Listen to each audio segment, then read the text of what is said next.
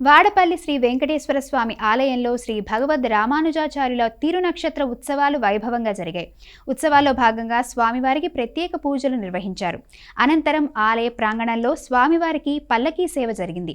5 రోజుల పాటు ప్రతిరోజు ద్రవిడ వేద పారాయణం, నీరాజన మంత్రపుష్పం, పల్లకీ ఉత్సవం జరుగుతోంది.